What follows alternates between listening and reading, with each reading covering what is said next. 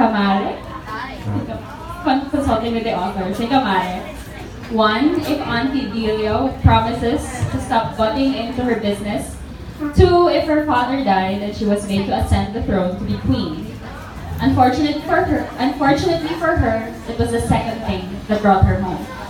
As a princess who sunk a yacht and been caught kissing pop stars, it's easy for her aunt, the regent, to think she's ill-prepared for the throne.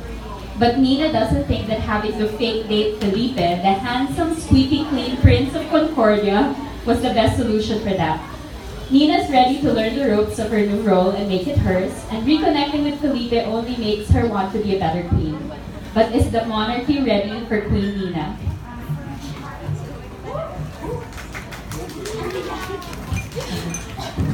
Oh, you're a princess, huh? No. Your prince?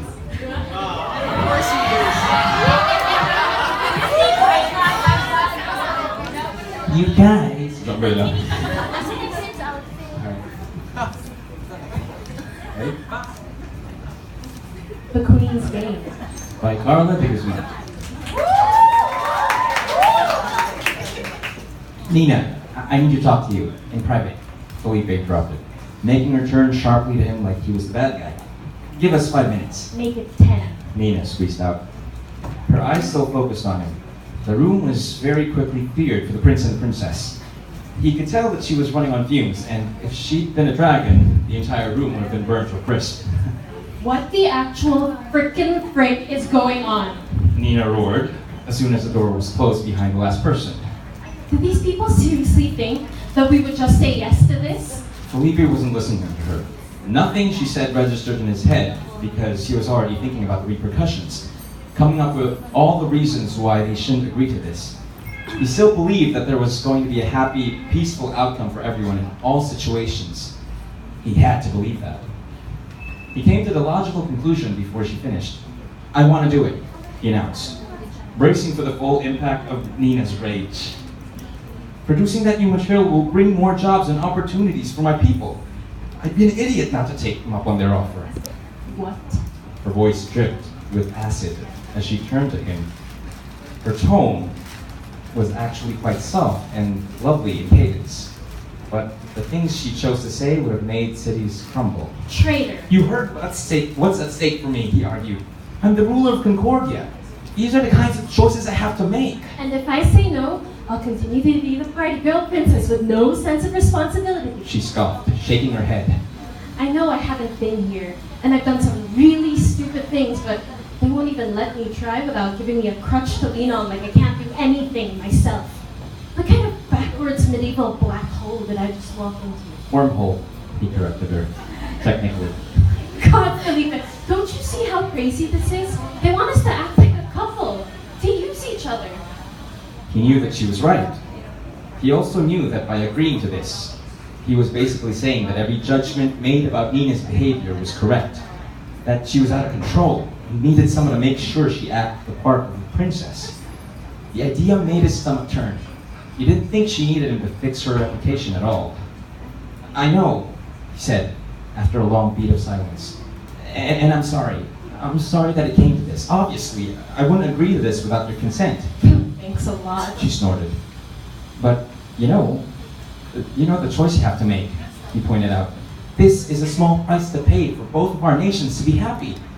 You know me, Nina. I wouldn't hurt you. The argument fell flat before he could finish it because they both knew the truth. They didn't know each other.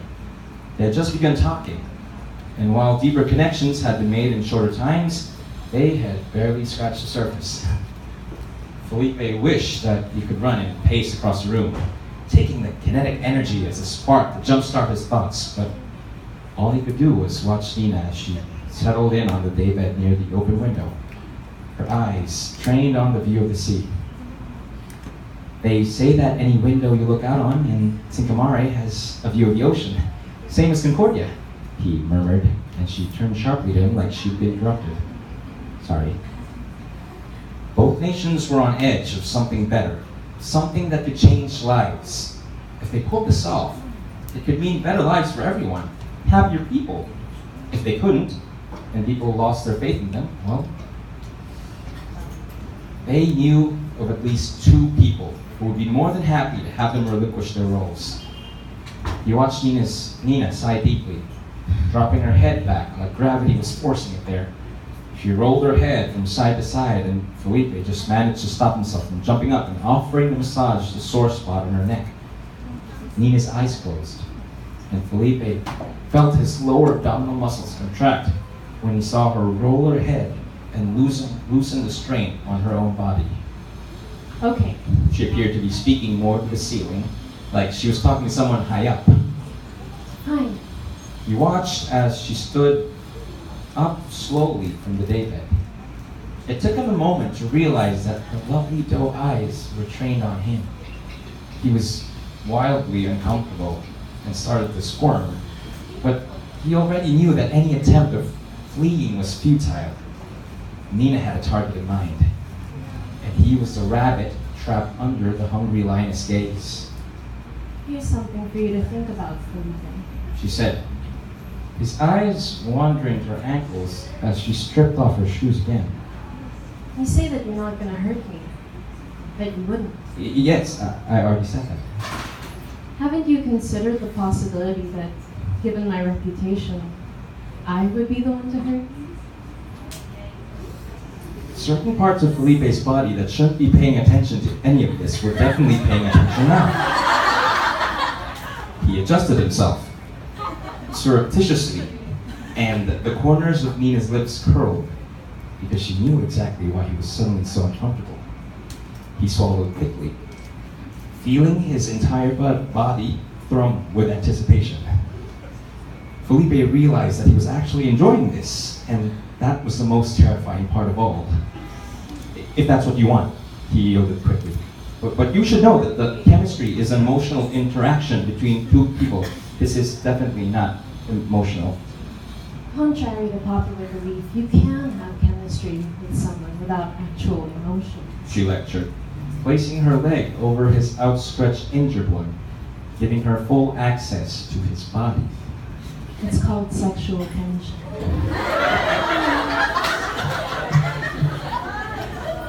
His breath hitched as she smiled.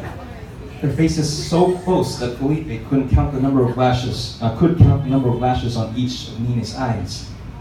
She had lovely eyes, he realized. Bright and sharp, brimming with curiosity at his reaction. She smiled, and such a sweet face shouldn't be allowed to smile like that.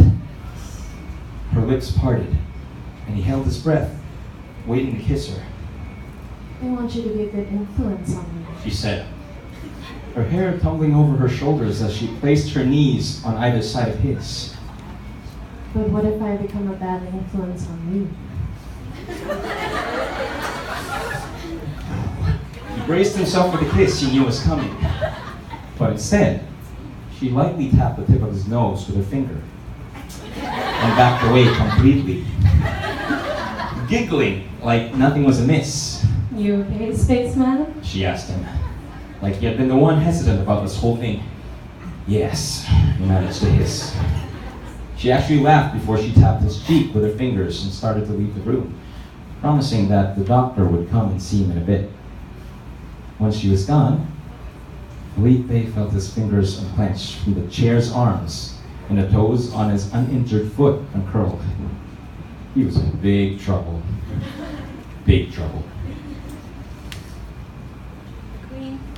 The Queen's Gate. By Carla de Guzman.